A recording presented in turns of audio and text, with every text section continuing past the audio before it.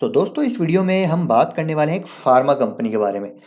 इस pharma company के stock में देखिए ऊपरी स्तरों से 50% की गिरावट हो चुकी है। तो काफ़ी हैवी गिरावट हुई है। स्टॉक आधा हो चुका है अपने ऑल टाइम हाई से। तो आगे की क्या रणनीति होगी वो हम इस वीडियो में डिस्कस करेंगे, लेकिन आज की जो बड़ी अपडेट है वो ये है कि क्वार्टर 2 के नंबर आए हैं इस कंपनी के आज के दिन। तो कैसे रहे नंबर, कैसा रहा है रिजल्ट, पूरा एनालाइज करेंगे, आगे की रणनीति डिस्कस करेंगे। क्या ये स्टॉक में और गिरावट होगी या नहीं होगी उसको समझने की कोशिश करेंगे। टेक्निकल चार्ट पे क्या स्थिति है वो डिस्कस करेंगे। तो काफ़ी इन्फॉर्मेटिव वीडियो है, पूरा ज़रूर देखिएगा। तो किस कंपनी के बारे में मैं बात कर रहा हूँ, तो यहाँ पर हम बात कर रहे हैं दोस्तों ग्लैंड फार्मा के बारे में। ग्लैंड फार्मा के आज आए हैं क्वार्टर 2 के नतीजे। नतीजे देखते हैं, उसके बाद हम बिजनेस को यहाँ पर समझेंगे, उसके बाद आगे की रणनीति डिस्कस करेंगे। तो सबसे पहले हम यहाँ पर चलते हैं नंबर्स पे। तो देखिए आज के दिन आए हैं क्वार्टर 2 FY23 के नंबर्स। तो revenue from operation top line देखिए 3% हमको यहाँ पर टॉप लाइन में गिरावट देखने को मिल रही है, यानी कि कंपनी की सेल्स 3% यहाँ पर गिरती हुई नजर आई है वाई वाई बेसिस पे। लेकिन क्वार्टर ऑन क्वार्टर बेसिस पे 22% की ज़बरदस्त हमको यहाँ पर उछाल देखने को मिल रही है, जो कि काफ़ी पॉजिटिव है। एबिटा 15% से गिरता हुआ नजर आया वाई वाई बेसिस पे, 5% का यहाँ पर ग्रोथ है। ऑपरेटिंग प्रॉफिट बढ़ता हुआ नजर आया। पैट की बात करें 20% डिक्लाइन है वाई वाई बेसिस पे।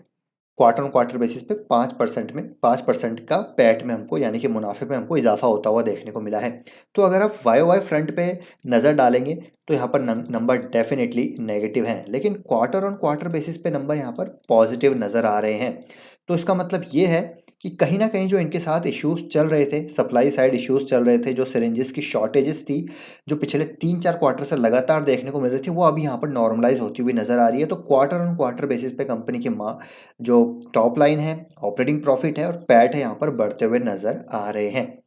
लेकिन हाँ, ईयर ऑन ईयर बेसिस पे अभी भी काफ़ी गिरावट है।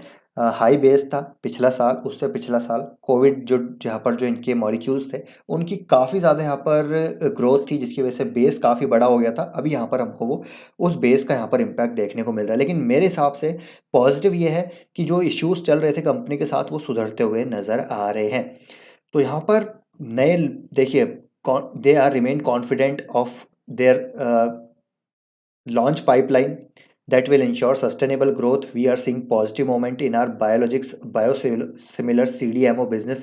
तो यहाँ पर काफ़ी सारे आगे के ग्रोथ ट्रिगर्स भी है।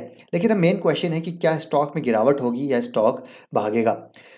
तो मेरा अगर पर्सनल ओपिनियन में बताऊं तो मेरे हिसाब से स्टॉक में अब ज़्यादा गिरावट नहीं होनी चाहिए, क्योंकि स्टॉक की ऑलरेडी काफ़ी पिटाई हो चुकी है और क्वार्टर ऑन क्वार्टर बेसिस पे मुझे यहाँ पर इंप्रूवमेंट नज़र आ रही है, जो कि पिछले कुछ क्वार्टर से देखने को नहीं मिल रही थी। आप देखिए यहाँ पर फ्लैट था रेवेन्यू पिछले 3 क्वार्टर से, 4 क्वार्टर से, पिछले 5 क्वार्टर से। इनफैक्ट आप देख लीजिए यहाँ पर नेगेटिव डिक्लाइन ही देखने को मिल रहा है रेवेन्यू में। लेकिन अब की बार 22% की ग्रोथ है। तो इसका मतलब यहाँ पर जो शॉर्टेजेस थे सिरिंजेस की, जिसकी वजह से सप्लाई नहीं कर पा रहे थे, चाहे वो इनके कोर मार्केट हो या फिर रेस्ट ऑफ द वर्ल्ड हो या फिर इंडियन डोमेस्टिक मार्केट हो, लेकिन अब यहाँ पर चीज़ें सुधरती हुई नजर आ रही है। 22% की अच्छी ग्रोथ है। मार्जिन्स की बात करें तो देखिए मार्जिन्स कितने हैं। एबिटा मार्जिन है इनके अब की बार 33% के। हालांकि ईयर ऑन ईयर बेसिस पे मार्जिन्स डिक्लाइन है, क्वार्टर ऑन क्वार्टर बेसिस पे भी डिक्लाइन है।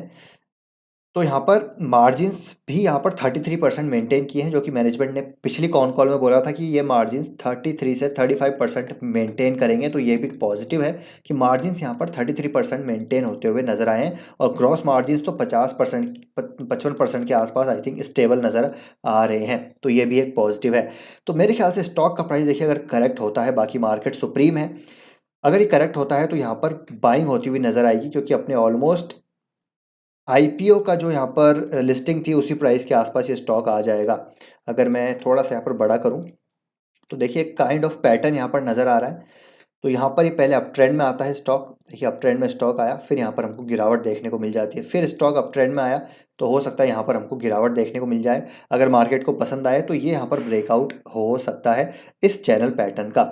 तो आप यहाँ पर मेन क्वेश्चन है कि हमको करना क्या है। तो देखिए मेरे हिसाब से अगर मैं बात करूँ तो नंबर्स अच्छे हैं, बाकी मार्केट सुप्रीम है। लेट्स सी मार्केट को कैसे नज़र आते हैं नंबर। तो यहाँ पर जिनका भी लॉन्ग टर्म का नज़रिया है, 3 से 5 साल का नज़रिया है, वो इस बिज़नेस को बाय कर सकते हैं।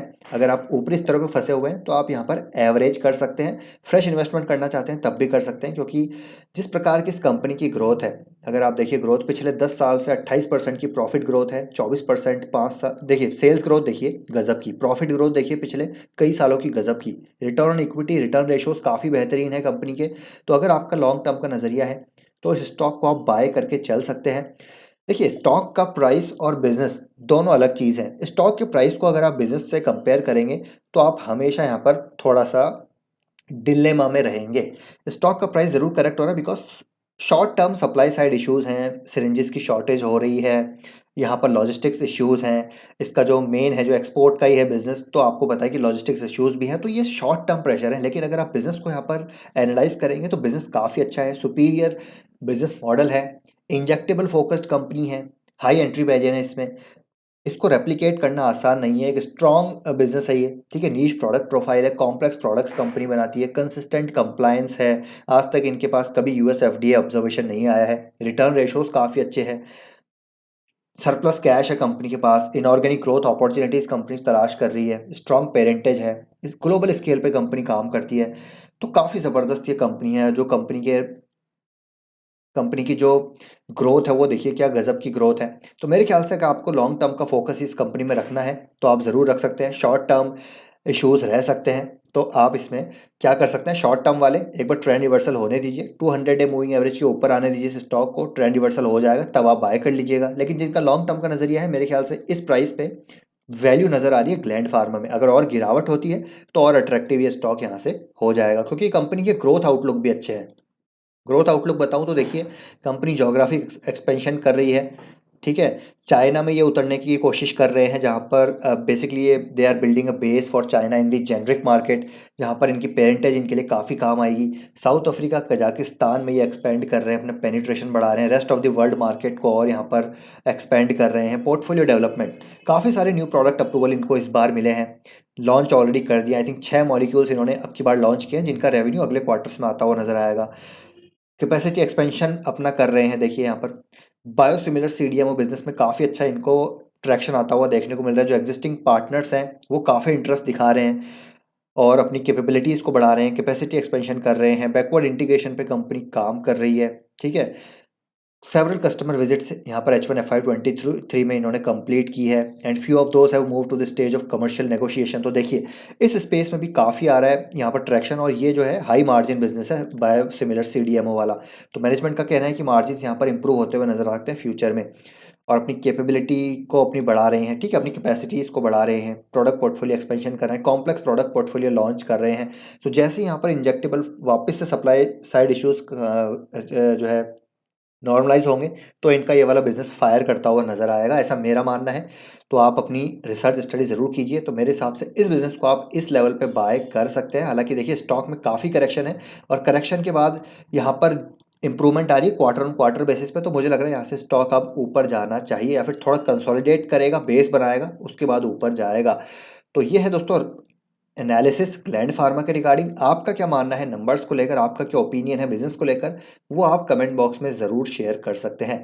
तो वीडियो अच्छा लगा तो लाइक कीजिए, शेयर कीजिए। अगर मैंने कुछ मिस कर दिया है, तो आप कमेंट बॉक्स में ज़रूर पूछ सकते हैं, मैं वहाँ पर रिप्लाई कर दूंगा। तो मिलते हैं नेक्स्ट वीडियो में। और ब्रेकआउट स्टॉक्स को भी, चैनल को भी ज़रूर सब्सक्राइब कर लीजिए। इसमें जस्ट एक थोड़ी देर पहले मैंने वीडियो पोस्ट किया है, करीब 1 घंटे पहले, जहाँ पर 2 स्टॉक मैंने बताए हैं, जहाँ पर एक स्टॉक में मल्टी ईयर ब्रेकआउट है, और एक ज़बरदस्त स्टॉक है जो भागने के लिए तैयार है। तो इस वीडियो को जाके ज़रूर देखिए।